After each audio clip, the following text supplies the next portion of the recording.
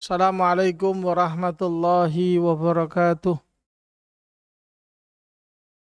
Alhamdulillah, alhamdulillahi ala ihsanih wa syukru lahu ala taufiqihi wa amtinanih.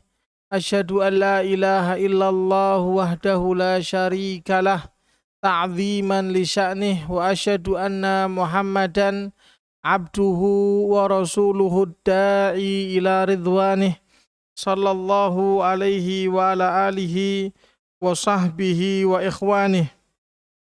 Allahumma anfa'na bima 'allamtana wa 'allimna ma yanfa'una wa zidna ilman wa amalan ya karim. Allahumma la sahla illa ma ja'altahu sahla wa anta taj'alul hazna idza syi'ta sahla. Fala haula wala quwwata illa billahil aliyyil azim. Kaum muslimin, bapak-bapak, ibu-ibu, ikhwan dan akhwat, jamaah yang dimuliakan oleh Allah Subhanahu wa taala. Marilah kita memanjatkan segala puji dan syukur kita kepada Allah taala atas limpahan karunia, limpahan anugerah yang banyak sekali Allah Ta'ala berikan kepada kita, yang mana masih Allah Ta'ala peruntukan kepada kita hingga petang hari ini. Ada banyak kebaikan, banyak keutamaan yang Allah Ta'ala berikan kepada kita. Sebagaimana yang Allah Ta'ala katakan, wa in ta'uddu ni'matallahi la tuhsuha. Sekiranya kalian menghitung apa yang telah Allah Ta'ala berikan kepada kalian berupa kenikmatan, maka kalian tidak akan pernah mampu untuk menyebutkan bilangan akhirnya. Menyebutkan bilangan akhirnya atau menyebutkan nominal akhir. Karena begitu banyak sekali kebaikan yang telah sampai kepada kita. Dan utamanya adalah nikmat yang tidak nampak, meskipun tidak kelihatan, tidak kasat mata, akan tetapi bernilai dan berharga. Ambil contoh adalah nikmat kesehatan yang banyak dilalaikan oleh kebanyakan orang. Juga nikmat keselamatan, di mana kita bisa sampai di tempat yang berkah ini, untuk bisa duduk bersama, bertatap muka. Juga yang lebih utama lagi adalah nikmat hidayah, di mana kita tersibukkan dengan perihal ketaatan, amalan-amalan yang meninggikan derajat kita di sisi Allah Ta'ala. Insya Allah adalah suatu kebaikan. Duduk di majelis taklim adalah kebaikan, di mana seorang hamba duduk di majelis taklim dalam keadaan mengingat Allah Ta'ala, mempelajari dan berusaha mengangkat kebodohan perihal agamanya, adalah suatu kenikmatan yang tentunya nantinya memberikan manfaat bagi akhiratnya. Ada sekian banyak hadis-hadis sahih yang menyebutkan bahwasanya seorang yang duduk di majelis ilmu memiliki keutamaan yang tidak akan pernah didapatkan selain mereka. Ini adalah satu kebaikan yang harus kita syukuri dan harus kita berbangga diri. Kita termasuk orang yang duduk di majelis taklim, tidak tersibukkan dengan hal-hal yang sifatnya sia-sia, melalaikan atau jauh dari yang namanya ketaatan. Dan cukup sebagai tolak ukur kebaikan seseorang adalah keberadaan dia di majelis taklim, sebagaimana yang disebutkan dalam hadis yang sahih, man yuridillahu bihi khaira yufaqihu fiddin. Barang siapa yang Allah Ta'ala kehendaki kebaikan ada pada dirinya, yufaqihu fiddin, maka Allah Ta'ala jadikan sebab, Allah Ta'ala mudahkan dia bisa memahami lebih perihal agamanya, perihal keislamannya. Semakin seseorang itu dekat dengan keislamannya, memahami, mengetahui, mengamalkan, mengilmui, maka sejauh itu pula dia mendapatkan kemuliaan, kebaikan, baik di dunia maupun nantinya tentunya di akhirat. Dan sejauh itu pula dia mendapatkan kebahagiaan. Tetapi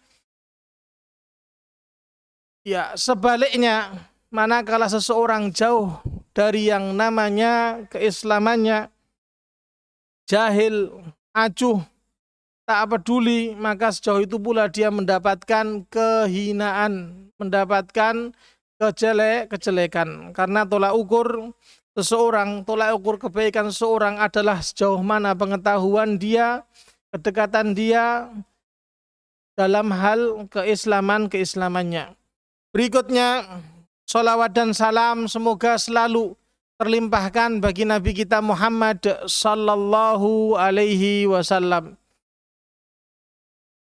Jamaah yang dimuliakan oleh Allah Subhanahu wa taala, kita akan melanjutkan pembahasan kita, kajian dari kitab Umdatul Ahkam min Kalami Khairil Anam. Adalah suatu kitab yang membekukan, mengumpulkan banyak hadis, yang mana hadis-hadis tersebut dikelompokkan, diurutkan sesuai pembahasan permasalahan fikih.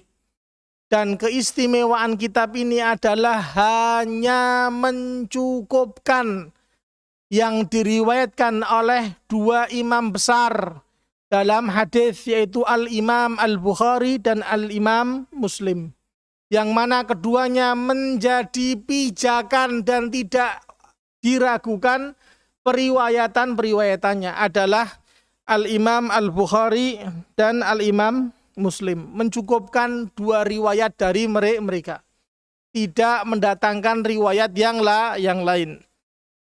Ya, dan kita sampai pada pembahasan yang sama, yaitu pembahasan seputar taharah, seputar bersuci, dan tepatnya kita sampai pada hadis yang ke berapa? Hadis yang keempat. Hadis yang keempat. Setelah kita selesai pada pertemuan sebelumnya hadis yang kedua dan ketiga. Hadis yang keempat adalah hadis yang dibawakan oleh Abu Hurairah radhiyallahu taala anhu. Hadis yang dibawakan oleh Abu Hurairah radhiyallahu taala anhu. Anna Rasulullah sallallahu alaihi wasallam qala. Rasulullah sallallahu alaihi wasallam bersabda, "Idza tawaddaa ahadukum falyaj'al fi anfihi ma'an."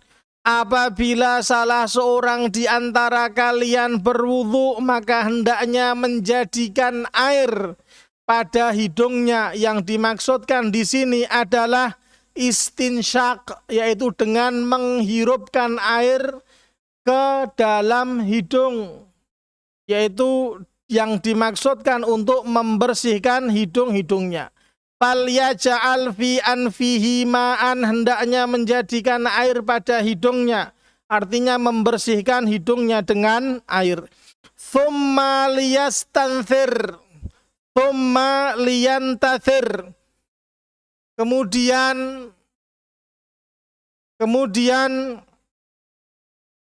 membuang air tersebut. Ya, kemudian ya disebutkan di sini liyantathir, yang dimaksudkan di sini adalah yaitu dengan menghembuskannya keluar.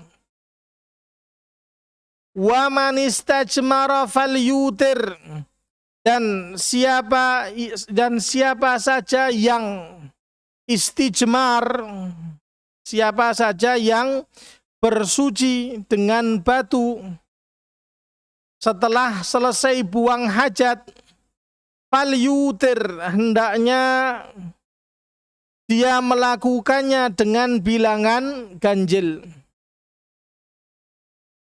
Wa idza staiqadha, dan apabila dia terbangun, wa idza staiqadha ahadukum, dan apabila salah seorang di antara kalian terbangun dari tidurnya, falyaghsil yadayhi qabla ayyudkhilahuma fil ina thalathan, hendaknya dia membasuh kedua tangannya sebelum memasukkannya ke wadah sebanyak 3 kali.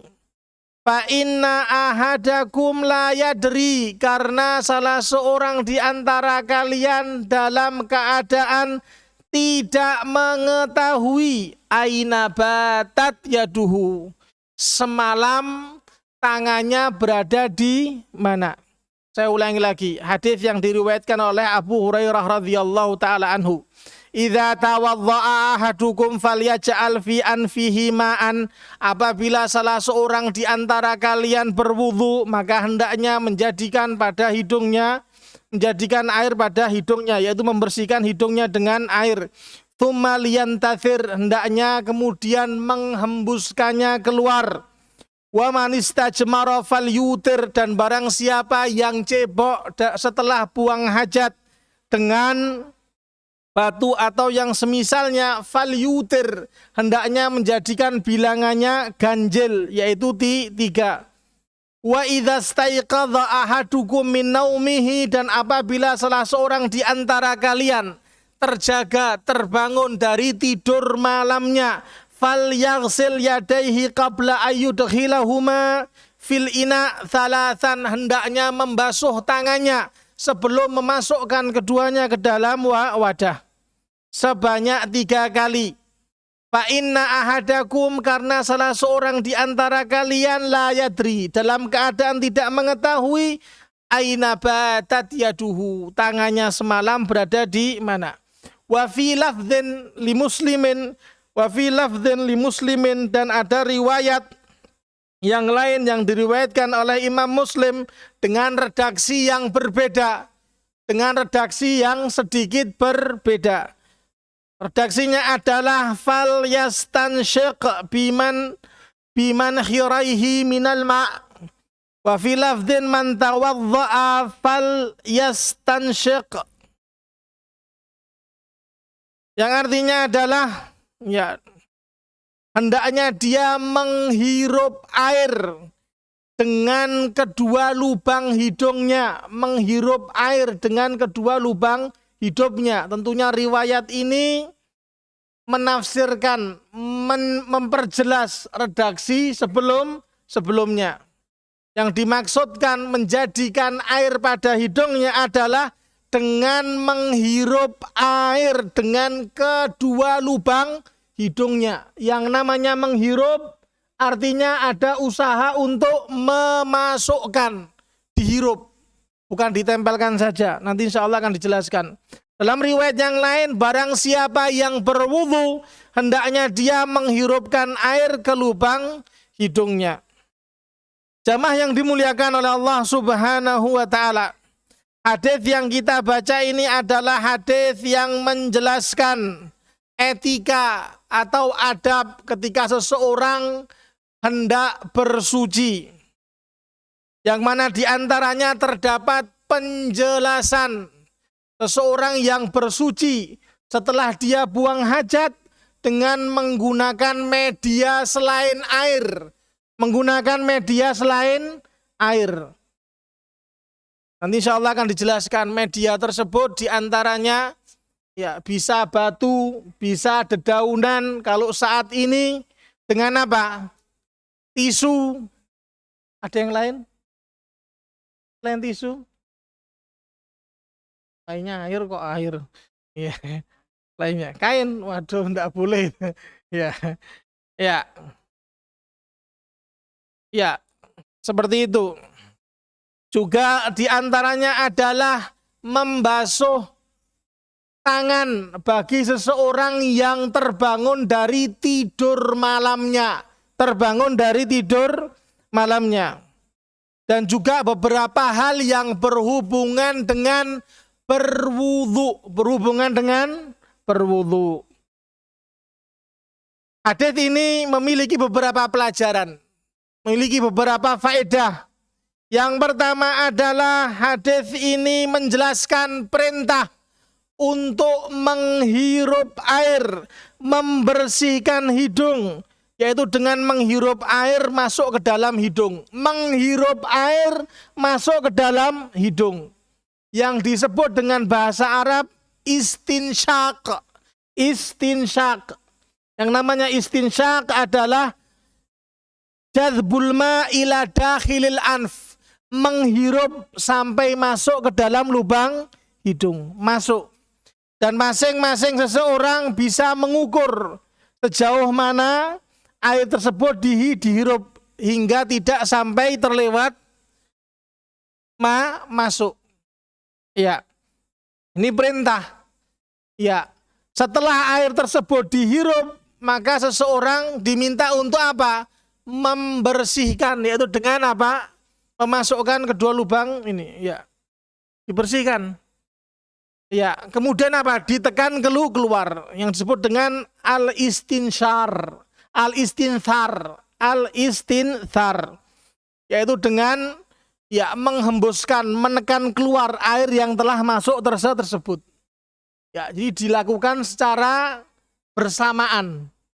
Ya, bersamaan. Ini wudhu yang benar, wudhu sesuai dengan sunnah. Karena sebagian besar kaum muslimin berwudhunya hanya menempelkan air ke hidung. Ini tidak masuk dalam, ya, tidak masuk dalam maksud hadis. Ya, artinya wudhunya tidak benar. Wudhunya tidak benar. Wudhu yang benar adalah ya melakukan istinsyak sekaligus istinthar. Ini kalau ditranslate belum ada jamaah. Karena memang bahasa kita harus mengakui bahasa Indonesia bahasa yang lemah. Tidak ada translate-nya sampai saat ini. Ya, tidak ada. Di istinsyak, istinthar. Istinsyak menghirup air masuk ke dalam, istinthar menekan keluar. Dan ini dilakukan secara bersamaan. Kapan seorang melakukan istinsyak, istinthar, bukan mengambil air secara khusus, tetapi bersamaan dengan berkumur. Jadi kumur sekaligus apa? Menghirup dan ya. Wah, kok sulit? Ya sulit, latihan makanya. Kan gitu. Kok angel? Ya sulit. Angel, kenapa? Nggak mau mencoba. Itu bisa. Bisa. Ini yang benar demikian. Meskipun tidak mengapa, kumur dulu, kemudian mengambil air secara terpisah, tidak ada masalah. Ya, nanti insya Allah Ta'ala akan dijelaskan di hadis yang ke-6. Tentang tata cara wudhu Nabi, insya Allah Ta'ala. Hadis yang ke-7. Ya, jadi perintah untuk istinsyak dan istinthar. Dan hadis ini berfungsi menjelaskan maksud ayat. Ya ayyuhalladzina amanu idza qumtum ila salati faghsilu wujuhakum. Wahai orang-orang yang beriman, apabila kalian hendak salat, maka basuhlah wajah kalian. Yang dimaksudkan wajah di sini adalah wajah juga masuk kumur dan membersihkan hidung, yaitu dengan cara menghirup dan mengeluarkan air tersebut. Jika orang berwudu tidak melakukan istinsyak dan istinthar, maka wudunya yang benar, pendapat yang benar tidak sah. Jelas, pendapat yang benar tidak sah. Karena hadis ini berfungsi menjelaskan, menerangkan. Meskipun ada sebagian ulama, ada sebagian yang berpendapat ya bahwasanya tidak mesti atau sunnah, tetapi pendapat yang benar adalah istinsyak dan istinthar mesti dilakukan. Apa? Mesti dilakukan karena ini adalah wajib. Adalah apa? Wajib bagi orang yang berwudu. Ya. Kemudian jamaah yang dimuliakan oleh Allah Subhanahu wa taala, pelajaran berikutnya adalah disyariatkan untuk menjadikan bilangan ganjil ketika seseorang cebok, membersihkan kemaluannya setelah buang hajat, baik buang air kecil maupun buang air besar dengan media selain air, menjadikan bilangan tersebut menjadi ganjil. Hitungannya menjadikan apa? Ganjil. Jadi kalau tisu ngambil 1, membersihkan kemaluan, buang. Ambil 2, kemudian ketiga. Ya, paling sedikit hitungannya 3. Tidak boleh kurang. Ya, meskipun dia yakin benar, tidak teranggap. Jadi kalau bebatuan, misalnya ini batu, maka bisa membersihkan dengan sudut yang berbeda manakala memungkinkan. Misalnya sudut ini 1, kemudian sudut sini berapa? 2, kemudian sudut sini 3. Di hitungan paling minim adalah 3.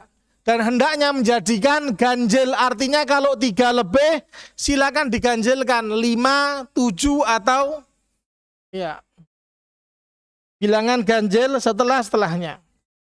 Demikian. Karena ini adalah usaha untuk benar-benar memastikan tidak ada yang tersisa dari najis pada kemaluan tersebut. Ya. Kalau memang 3 tidak cukup, ya silahkan dilanjutkan. Hitungan 5, hitungan 7, demikian. Ya. Dan yang namanya istijmar itu medianya bukan air. Maka disebut dengan istijmar. Kalau medianya air, itu disebut dengan istinja. Dengan apa? Istinja. Cebok dengan air itu istinja. Cebok dengan media selain air, bebatuan, dedaunan, tisu, maka disebut dengan istijmar. Dan tidak boleh istijmar dengan menggunakan media yang terlarang, media yang tidak diperbolehkan. Di antaranya adalah yaitu dengan apa? Dengan kotoran hewan lain yang sudah kering, atau dengan tulang belulang, tidak boleh. Ya, tidak boleh. Sebagaimana yang disebutkan dalam hadis yang diriwayatkan oleh Salman Al-Farisi radhiyallahu taala anhu, laqad nahana Rasulullah sallallahu alaihi wasallam an nastaqbilal qiblata bi ghaitin au baulin. Kami dilarang oleh Rasulullah sallallahu alaihi wasallam agar ketika buang hajat, ketika kita buang air kecil atau buang air besar, agar tidak menghadap atau membelakangi kiblat, tidak menghadap atau membelakangi kiblat. Wa anastanjiya bil yamin. Dan kalau cebok, ya apa? Nastanjiya bil yamin, ya. Ya, kalau cebok, ya artinya cebok dengan tangan kiri, tapi mengambil airnya dengan apa? Ya, au alla nastanjiya bil yamin, tidak boleh cebok dengan tangan kanan. Au anastanjiya bi aqalli min 3 ahjar. Ya, dan tidak apa? Dan ya, diterlarang apa? Terlarang cebok menggunakan tangan kanan. Juga cebok dengan apa? Menggunakan bebatuan kurang dari 3. Au nastanjiya biraji'in au azmin, atau ya cebok dengan menggunakan media kotoran hewan yang sudah kering atau tulang belulang. Ya, tulang belulang. Jadi larangannya apa? Menghadap kiblat atau membelakangi. 1, yang kedua cebok dengan tangan kanan. Tidak boleh, cebok dengan tangan kanan tidak boleh. Yang namanya cebok dengan tangan kiri. Tidak ada alasan kecuali kalau dia memang tidak memiliki tangan kiri. Itu sudah masuk pembahasan lain. Kan gitu. Juga tidak boleh cebok dengan media selain air kurang dari bilangan 3. Juga tidak boleh cebok dengan cebok menggunakan apa? Membersihkan kemaluan dengan apa? Dengan kotoran hewan yang kering atau tulang belulang. Ya. Kemudian kita kembali ke hadis yang kita baca dalam bab tadi. Ya. Pelajaran berikutnya adalah disyariatkan untuk membasuh kedua tangan setelah seseorang terbangun dari tidurnya. Ya. Sebelum memasukkannya ke dalam wadah air. Jadi sebelum tangan masuk kita disyariatkan untuk apa? Membasuh apa? Membasuh kedua tangan, dibasuh. Ya, dibasuh. Sebagaimana yang dijelaskan dalam hadis ini, ya fal yaghsil salasan, dibasuh sebanyak tiga kali. Yang dimaksudkan tangan di sini batasannya mana? Saya tanya, batasannya mana tangan? Sini atau sini? Ini apa namanya? Jawab. La ilaha illallah. Apa namanya? Pergelangan. Ini apa namanya? Ini namanya siku. Batasnya mana? Yang dimaksudkan tangan batasnya mana? Siku atau sini? Pergelangan atau siku? Ya, yang dimaksudkan adalah pergelangan tangan, bukan siku. Ya, bukan siku. Yang dimaksudkan tangan di sini adalah pergelangan. Jelas? Pergelangan. Jadi dibasuh sampai pergelangan. Sebanyak tiga kali. Kanan, kiri. Jelas? Kanan, kemudian kiri. Sebanyak 3 kali. Ya, sebanyak tiga kali. Dibasuh. Dibasuh. Kemudian hadis ini kemudian menjadikan hadis ini ya ada perbedaan pendapat di kalangan ahli fikih, di kalangan para fuqaha. Ya. Mereka berbeda pendapat. Ya.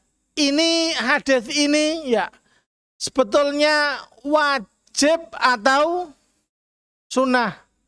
Iya, ini perintahnya ini perintah wajib atau sifatnya anjuran atau sifatnya apa?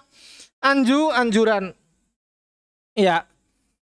Maka pendapat yang benar adalah di sini sifatnya adalah anjuran, penekanan. Iya.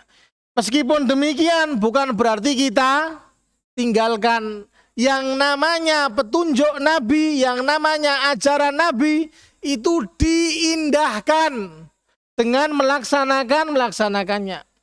Bukankah Allah Ta'ala katakan wa ma atakumur rasulu fakhudhuhu, dan apa yang datang dibawa oleh Rasul kalian maka ambillah. Yang dimaksudkan ambillah di sini adalah ya jangan tanya wajib atau sunnah, amalno. Apa amalno? Diamalkan. Diamalkan. Ya, meskipun di sini adalah sunnah, tetapi kita mesti ya mengindahkannya. Bukan kewajiban. Ya. Maka kalau redaksi hadis tadi mengatakan ya fal yaksil yadaihi qabla ayyudkhilahuma fil ina thalathan, hendaknya dia membasuh kedua tangannya sebelum dia memasukkannya ke dalam air. Di sini adalah anjuran, sifatnya sunnah. Ya, sifatnya sunnah, bukan kewajiban. Kemudian para ulama juga mempersoalkan, ini bangun dari tidur, ini tidur apa? Tidur apa? Apakah setiap tidur kemudian bangun membasuh, atau yang dimaksudkan tidur di sini hanya tidur malam? Itu diperselisihkan. Saya tidak menyebutkan banyak pendapat, nanti bingung. Nanti akhirnya tidak datang lagi pekan depan berikutnya gitu. Ya, yang pendapat yang jelas-jelas saja bisa diamalkan. Ya. Maka pendapat yang benar yang dimaksudkan di sini adalah tidur malam. Yang dimaksudkan adalah tidur malam. Karena Rasulullah Shallallahu Alaihi Wasallam menjelaskan alasannya. Iya, li'anna ahadakum la yadri aina batat yaduhu. Karena salah seorang di antara kalian tidak ngerti semalam tangannya di mana. Ada kata batat yang artinya adalah baitutah. Baitutah itu artinya bermalam. Kalau bermalam berarti kapan waktunya? Ya malam, masa bermalam selain malam. Yang namanya bermalam berarti ya malam hari. Artinya tidak berlaku ketika seseorang tidur siang. Karena yang namanya tidur siang dengan tidur malam lain. Yang namanya tidur malam, subhanallah, ini termasuk ya kebesaran Allah Ta'ala. Tidur malam tidak bisa digantikan dengan tidur siang. Betul enggak? Yang jawabnya lantang ya, pernah begadang ya. Tidak bisa digantikan tidur siang. Bahkan dari pagi sampai sore tidur tidak bisa menggantikan, subhanallah. Wa ja'alna laila libasa, dan kami jadikan malam itu taubahnya seperti pakaian. Libas, istirahat, rehat. Ya. Tidak ada aktivitas itu yang benar. Itu yang benar, bukan berarti kemudian yang kerjanya security malam kemudian resign. Enggak, saya enggak tanggung jawab loh. Artinya saya cuma menjelaskan maksud ayat. Ya boleh artinya begadang atau apa karena ada kepentingan. Kalau enggak ada kepentingan, enggak ada suatu hal yang urgent, enggak ada suatu hal yang sifatnya manfaat, tidur. Enggak ada alasan. Ya, kecuali apa? Tidur. Energi dikumpulkan untuk bangun malam atau besok pagi bangun lebih awal melakukan aktivitas yang bermanfaat. Hal-hal yang sifatnya sia-sia setelah Isya itu terlarang. Ya. Kemudian berikutnya ya. Berikutnya insyaallah taala akan kita jelaskan setelah sholat Isya. Hubungannya dengan ya masih dengan memasukkan kedua tangan kalau dia tidak membasuh tangan tersebut. Apakah air tersebut menjadi najis ataukah tidak? Apakah kesucian air tersebut kemudian terkotori atau hilang sebab memasukkan kedua tangan tersebut ataukah tidak? Kapan ini nanti insyaallah ta'ala akan saya jelaskan setelah sholat Isya. Maka ikuti episode-episodenya. Barakallahu fikum. Kita rehat sejenak. Silakan.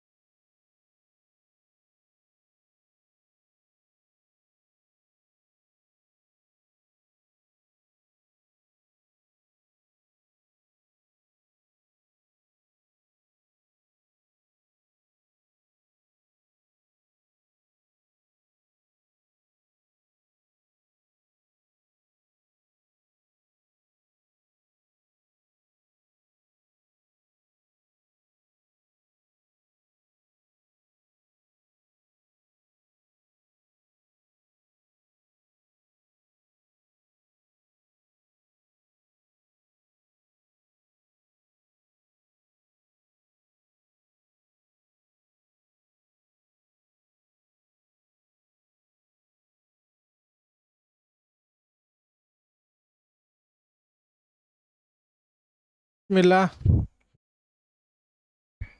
Bismillah, wassalatu wassalamu ala rasulillah wa ba'd. Kita lanjutkan sesi yang kedua ini, melanjutkan materi kita, pembahasan dari kitab Umdatul Ahkam min kalami khairil anam.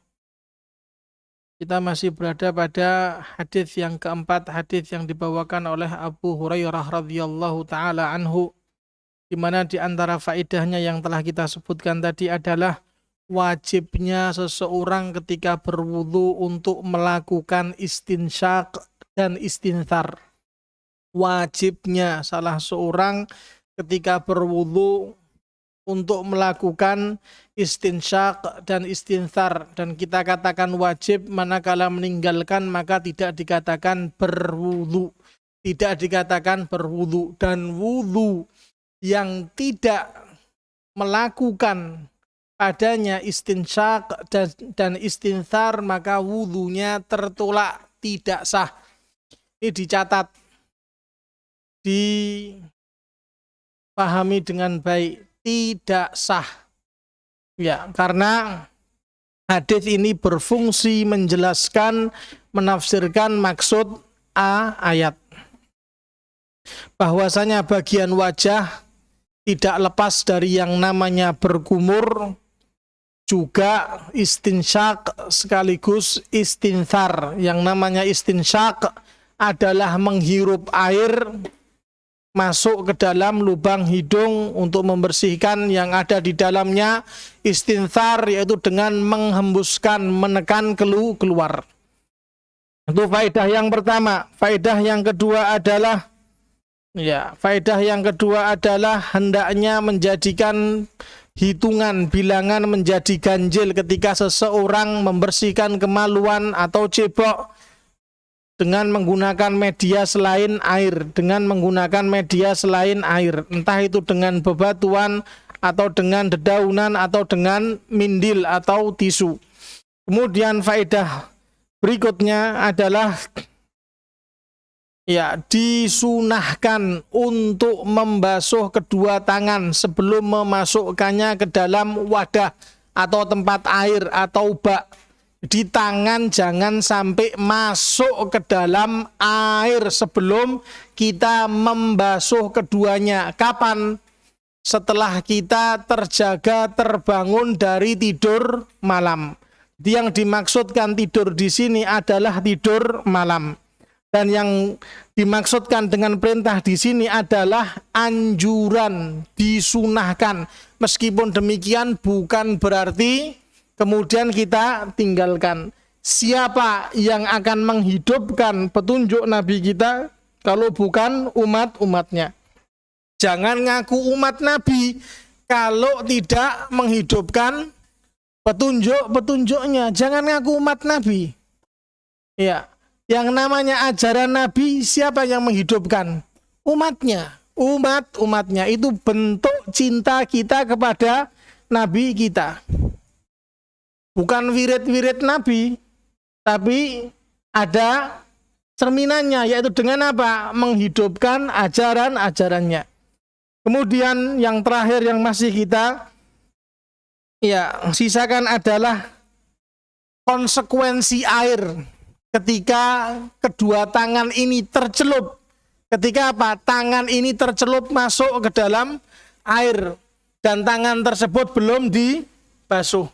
Apakah menjadikan kesucian air tersebut hilang ataukah tidak? Maka ini juga diperselisihkan oleh ulama. Maka pendapat yang benar adalah kesucian air tersebut tidak hilang. Air masih berada pada hukum asalnya, yaitu tetap suci. Ya, meskipun kedua tangan tersebut belum dibasuh. Artinya meskipun belum dibasuh, masuknya tangan bukan kemudian menjadikan air tersebut najis. Karena mengatakan najis, mengatakan suci, pakai apa? Pakai dalil. Bukan asal-asalan, pakai dalil. Coba baiknya ulama kita rahimahumullahu ta'ala tidak mengatakan sesuatu kecuali pasti ada pijakannya yang jelas. Karena ini urusannya dengan siapa? Urusannya dengan yang di atas. Mengatakan najis, mana dalilnya? Ya. Yang ada dalilnya adalah ya tidak dijelaskan. Berarti kembali ke hukum asal. Hukum asal air adalah suci. Jadi kita jangan pernah meragukan air apapun. Jangan pernah ragu. Kembalikan saja ke hukum asal. Contoh, kita berkendara, kemudian kita melewati genangan air, kemudian air tersebut terciprat pada baju kita. Jangan pusing, jangan ragu-ragu, jangan apa. Ya sudah, airnya suci. Meskipun keruh. Meskipun keruh. Bercampur lumpur. Jangan bingung. Setan tuh senang sama orang yang senang ragu, senang bingungan.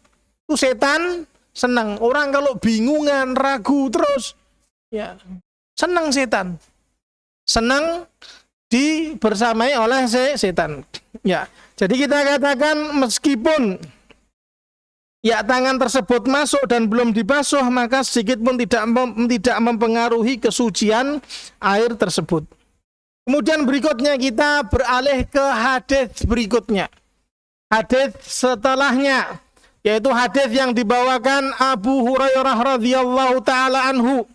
Anna Rasulullah sallallahu alaihi wasallam qala, bersabda Rasulullah sallallahu alaihi wasallam, la yabulanna ahadukum, janganlah salah seorang di antara kalian buang air kecil atau kencing fil ma'iddaim, pada air yang menggenang, pada air yang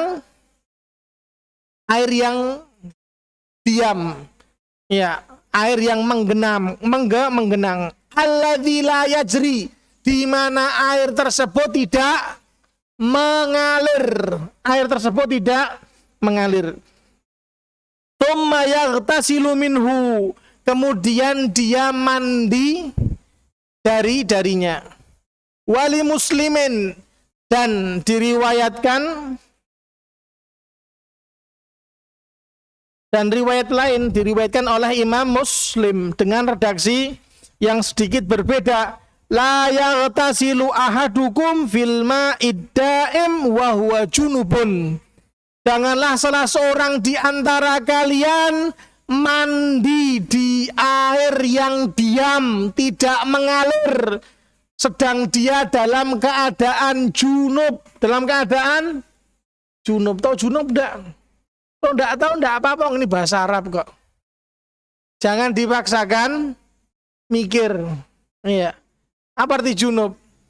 Junub itu artinya seseorang yang mengalami hadas besar, atau seseorang yang setelah berhubungan suami istri, atau seseorang yang, atau mudahnya gini, seseorang yang telah keluar spermanya, air maninya, telah keluar air maninya, baik laki-laki maupun wanita. Jelas, laki-laki maupun wanita sama.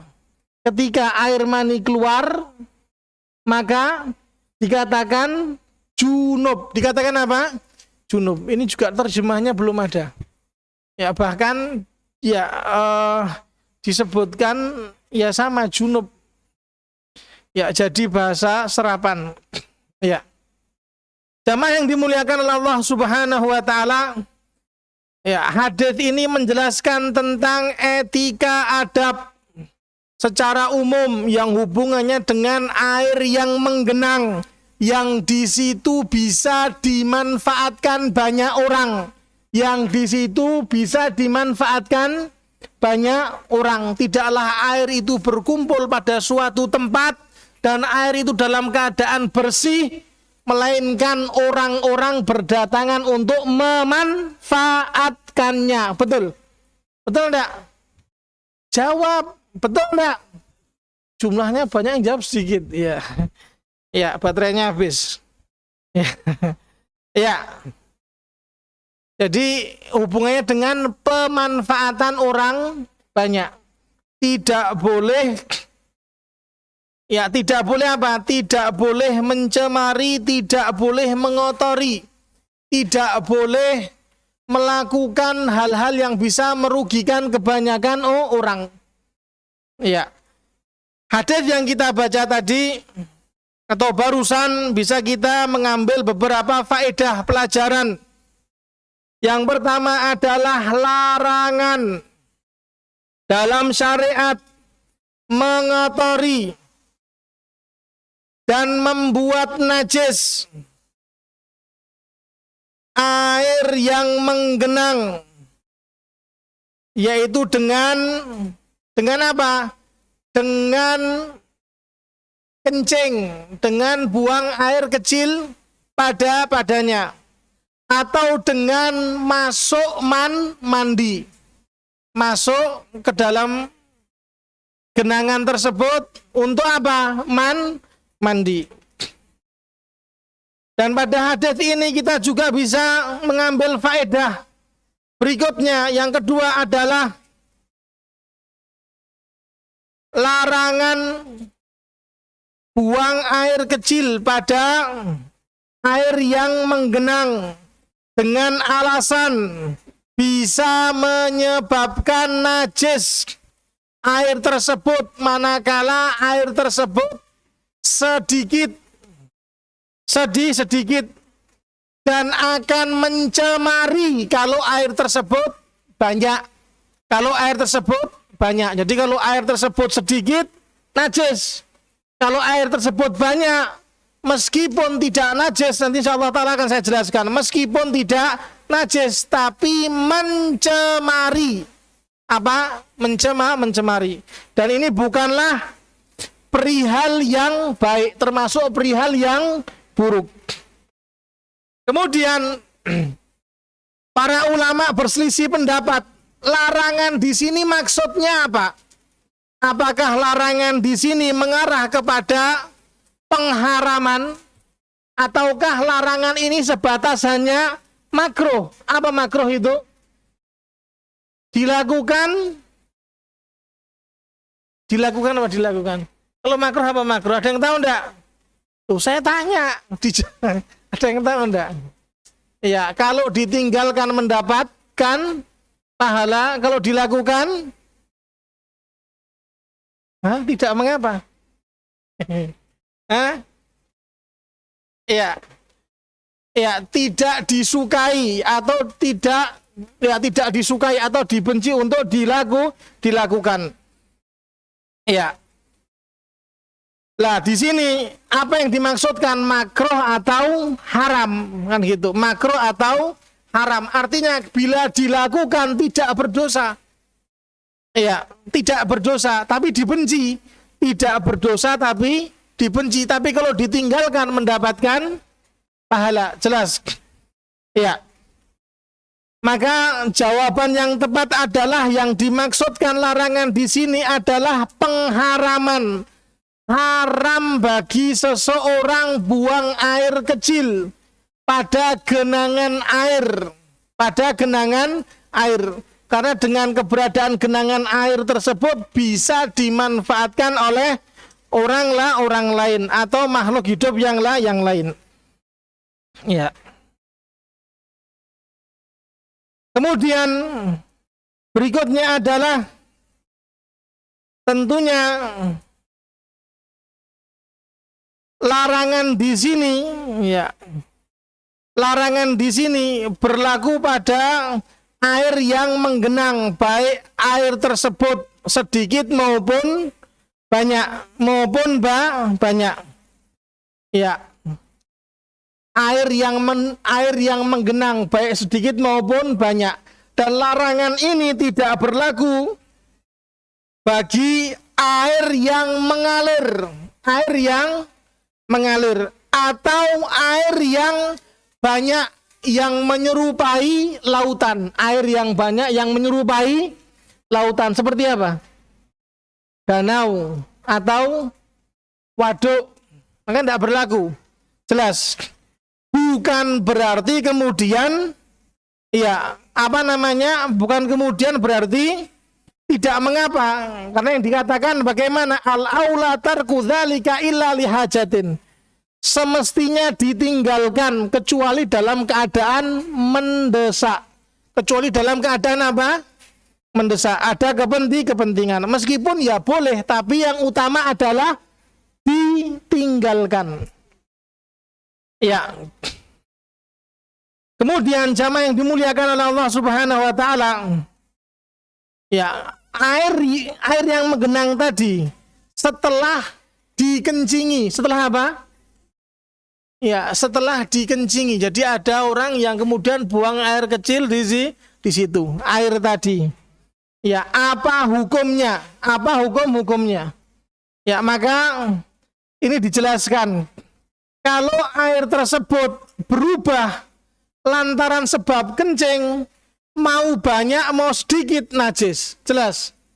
Mau banyak atau sedikit najis, karena ya air tadi kalau berubah, entah baunya, entah warnanya, entah rasanya, atau berubah salah satunya di antara ketiga tadi, pokoknya najis. Pokoknya kalau berubah najis, mau banyak atau sedikit.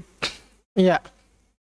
Kemudian kalau air tersebut ternyata tidak berubah dan air yang menggenang tersebut banyak, maka ini juga menjadi kesepakatan ulama, airnya tidak najis.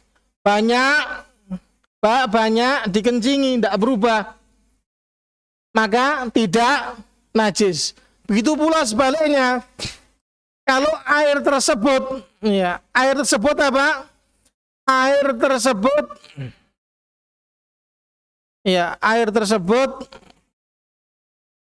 sedikit, ya, air tersebut apa? Sedikit. Air tersebut sedikit. Maka di sini terjadi perselisihan. Tadi kita katakan bagaimana air menggenang tadi dikencingi. Apa hukumnya? Kita katakan kalau berubah mau banyak mau sedikit pokoknya najis, kan gitu. Kemudian kalau air tadi banyak dikencingi kemudian tidak berubah maka tidak najis. Yang jadi masalah ini yang berikutnya. Kalau berbicara fikih agak pusing sedikit. Ya, eksaknya pelajaran agama di pelajaran fikih. Yang kita pelajari ini adalah hadits hukum. Jadi memahami hadits dari sudut pandang fikih. Dari sudut pandang apa? Fikih. Maka agak sedikit butuh kesabaran untuk memahami. Yang dipermasalahkan di sini adalah lantas bagaimana kalau airnya sedikit kemudian tidak berubah? Air sedikit menggenang tidak berubah lantaran adanya najis, termasuk kan kencing. Ini terjadi perselisihan pendapat ini. Sedikit kan itu, sedikit air menggenang, sedikit terkena najis tapi tidak apa? Tidak berubah. Maka pendapat yang benar adalah annahu la yanjus illa bitaghayyur. Kita kembalikan ke hukum asal. Selagi tidak berubah ya sudah, airnya suci, sudah tidak ada masalah meskipun ya terkena kencing.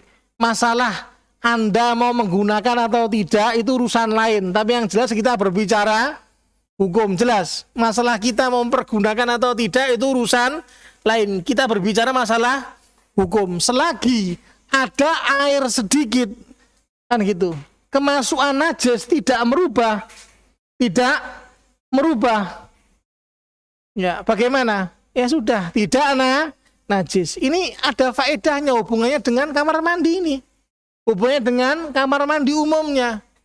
Ada kakus, apa kakus? Toilet kan gitu. Sampingnya ember kecil. Kalau embernya gede, tidak ada, embernya kecil. Kakus embernya kecilan gitu. Dan kerannya bukan di ujung bukan, berdekatan. Kira-kira aman enggak itu tercemari oleh najis? Aman enggak? Dari cipratan najis. Jawab. Aman enggak? Tidak aman. Ini hubungannya penting kita pelajari.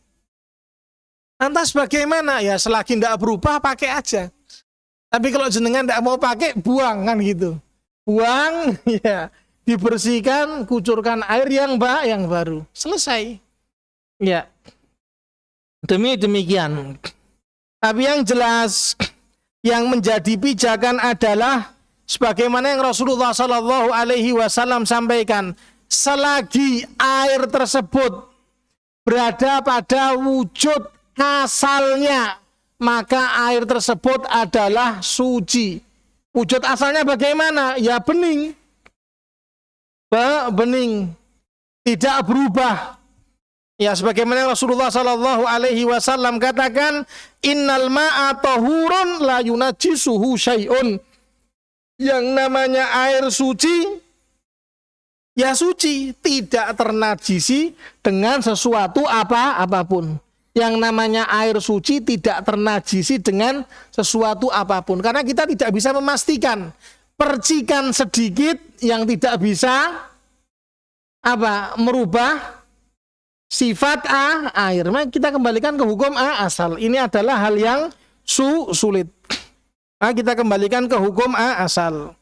Kemudian ya, hubungannya dengan riwayat tadi, ada redaksi mengatakan la yaghtasilu ahadukum fil ma'id da'im wa huwa junubun.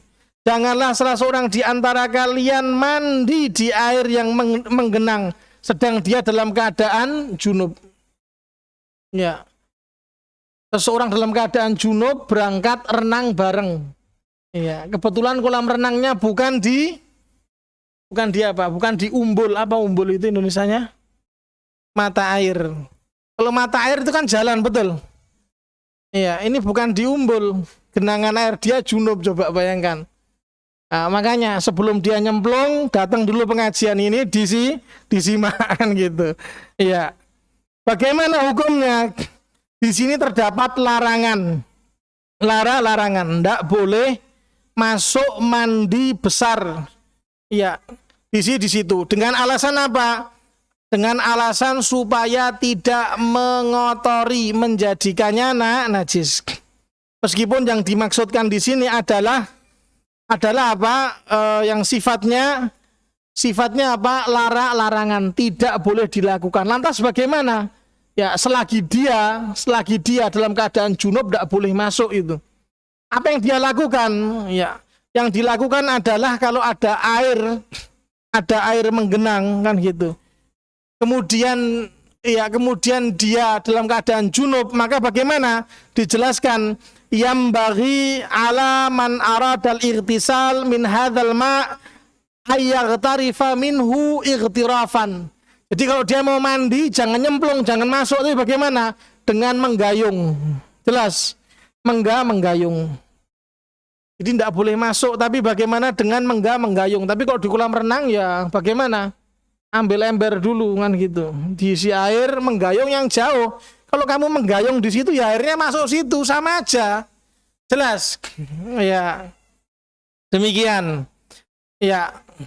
Lah, kemudian menjadi perselisihan juga, apakah kemudian airnya tadi, ya ini kan dilarang masuk, dilarang nyemplung, dilarang masuk. Kenapa kok dilarang? Apakah airnya menjadi najis ataukah tidak? Ini juga diperselisihkan.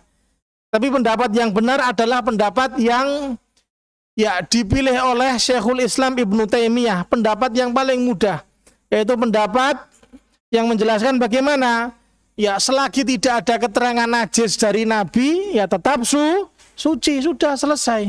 Kenapa kok dilarang? Kamu jangan tanya kenapa, ikut saja. Terlarang berarti tidak boleh, selesai. Jangan tanya kenapa atau kenapa, karena sebagian alasan dari hukum tersebut adalah sifatnya ta'abudiyah. Apa ta'abudiyah? Perintah ibadah, perintah untuk ibadah. Seperti tadi, kenapa kok tidak boleh memasukkan tangan ke dalam air tadi sebelum membasuh keduanya setelah bangun tidur malam? Alasannya apa? Jangan tanya alasan. Jangan tanya alasan.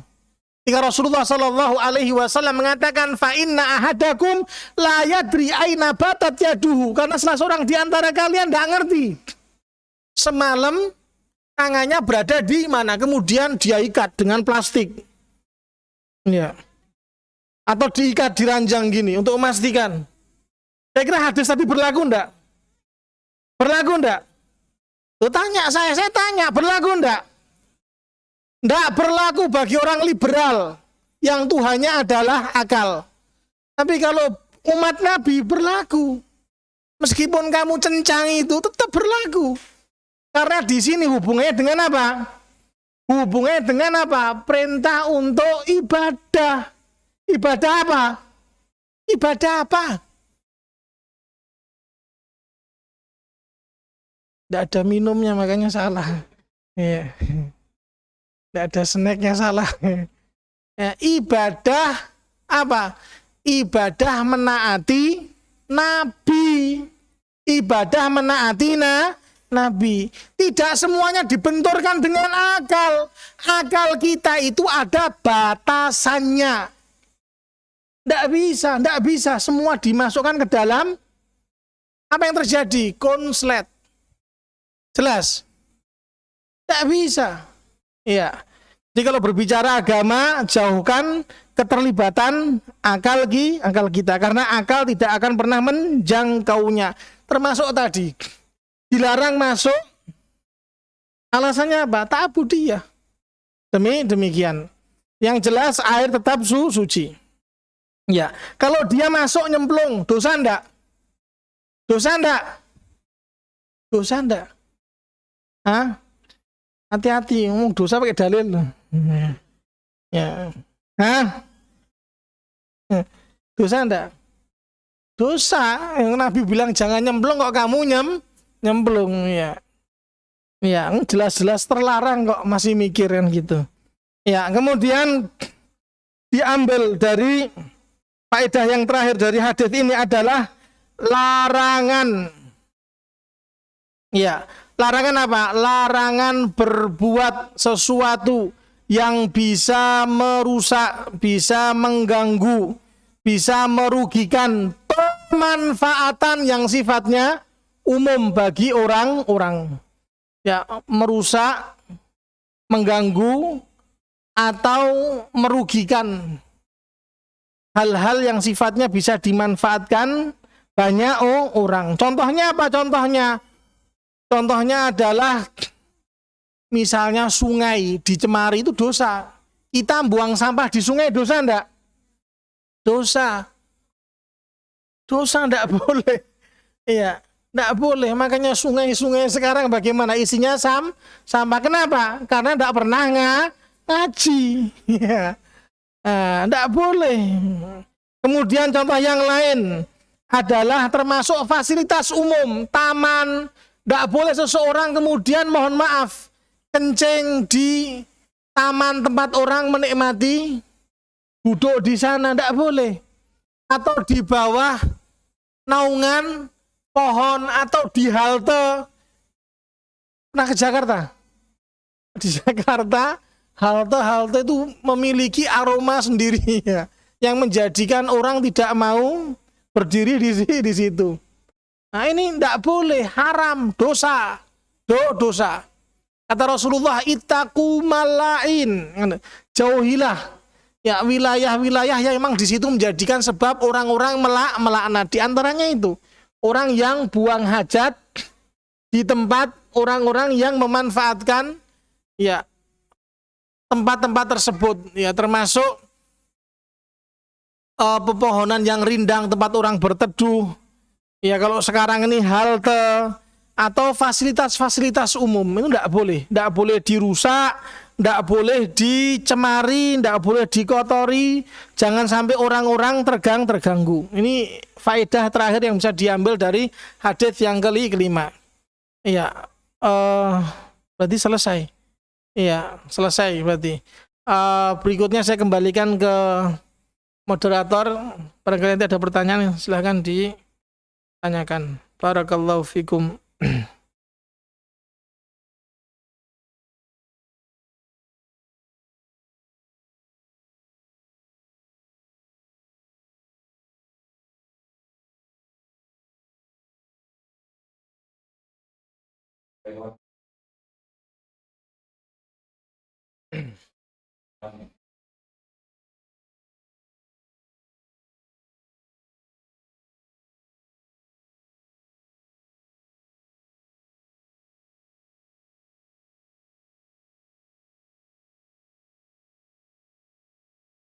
Kalau tidak ada yang tanya di antara dua kemungkinan, kemungkinannya paham sekali, yang kemungkinan yang kedua, nah ini ya, tidak paham sekali. Ya. Yang pertama itu nikmat, yang kedua adalah azab. Musibah, ya.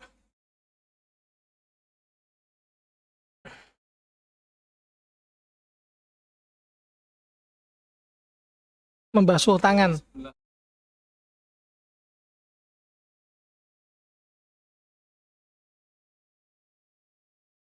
Ya, ya. Ya, barakallah fiik. Jadi pertanyaannya hubungannya dengan basuhan tadi. Disebutkan sebanyak tiga kali. 3 kali tadi sifatnya sunnah.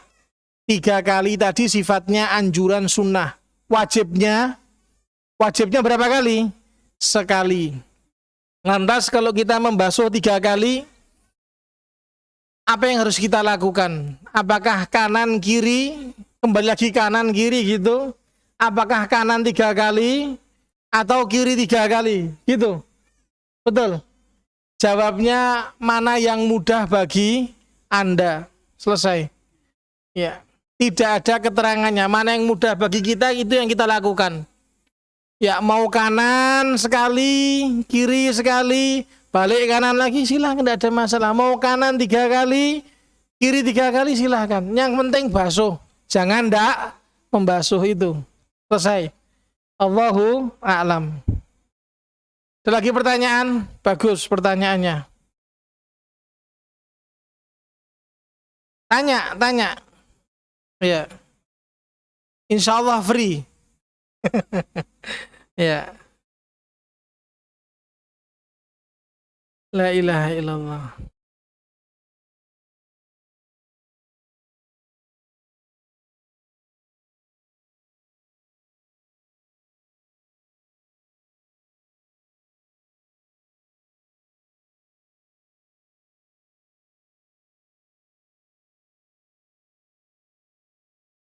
Pakaian. Ya, tetesannya kemana? Kalau ke pakaian, selagi kita yakin menetes, berarti pakaian tersebut najis. Kalau cuma praduga, apa praduga? Ya, apa praduga? Cuma sangkaan, perkiraan saja, abaikan. Kalau memang itu adalah yakin, maka yang paling penting apa? Cebok. Yang paling penting apa? Membasuh kemaluan. Kemudian kalau tidak bisa memastikan tetesan tersebut ke pakaiannya, maka apa yang dilakukan? Ya. Kalau tidak bisa memastikan di mananya, kalau tidak bisa memastikan di mananya, ya sudah gampang, ganti pakaian. Ya, selesai. Ya. Tapi kalau dia ragu, apakah menetes ke lantai, apakah ke pakaian, ya kita katakan pakaiannya suci, selesai. Ya karena apa? Dia tidak bisa memastikan kemana menetes. Jelas? Demikian. Ini kesimpulannya demikian. Ini bisa jadi menimpa seseorang yang memiliki penyakit beser atau beser. Ya, beser itu tadi apa beser? Tidak kuat bukan tidak kuat. Ya, bahasanya kepencing. Betul. Jadi ya bagaimana? Ya jawabannya adalah seperti halnya wanita yang mengalami darah istihadhah. Darah istihadhah itu darah yang keluar di luar siklus masa datang bulan. Jadi kalau sudah seminggu, biasanya seminggu, Tugasnya suami ngingetkan, gitu loh. Jangan kemudian lanjut sampai 10 hari, 13 hari libur terus. Ya, padahal tanggalannya hitam. Jangan, diingatkan. Ya, yang namanya darah istihadhah, darah penyakit itu berbeda dengan darah haid. Yang tahu siapa? Ya wanita. Yang tahu ya wanita yang mengalami datang bulan. Tapi kalau darah tadi sudah berlanjut dari masa siklus itu kebanyakan adalah darah penyakit, darah istihadhah. Nah, ini sama seperti beser tadi, kepencing tadi. Ya, apa yang dia lakukan? Ketika hendak sholat, apa yang dia lakukan? Cebok, membersihkan kemaluan dengan bersih. Kemudian berwudu. Setelah berwudu, dia sholat. Tengah-tengah sholat keluar bagaimana? Bagaimana tengah-tengah sholat keluar? Lanjut. Terus selesaikan. Ya, jelas. Meskipun dia dalam keadaan yakin, keluar. Jelas. Kalau ini diiyakan, bingung terus. Tengah sholat, keluar, batalkan, wudhu lagi itu. Mau sampai kapan enggak sholat-sholatnya? Jelas. Demikian. Ini solusi untuk apa? Menanamkan keyakinan pada diri seorang muslim. Yang jelas kaidahnya, al-yaqinu la yazulu bisyak. Yang namanya keyakinan enggak boleh. Ya enggak boleh apa? Enggak boleh hilang lantaran sebab keraguan yang ada pada diri seseorang. Demikian, Allahu a'lam.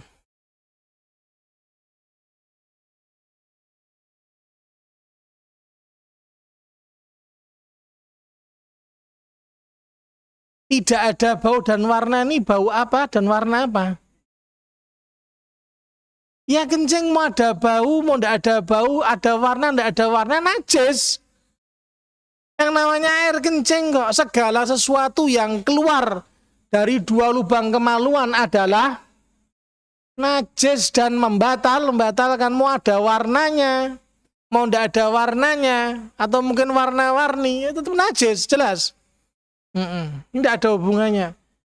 Ya, kalau itu menimpa air, ya itu mungkin airnya ditanyakan, airnya warnanya seperti wujud semula ataukah berubah. Kalau seperti wujud semula, berarti apa? Berarti tidak najis atau suci. Demikian, Allahu a'lam. Ada lagi pertanyaan? Tidak ada, kita cukupkan. Oh ada. Oh tidak ada, udah. Ya. Mudah-mudahan jelas, tidak ada yang bertanya.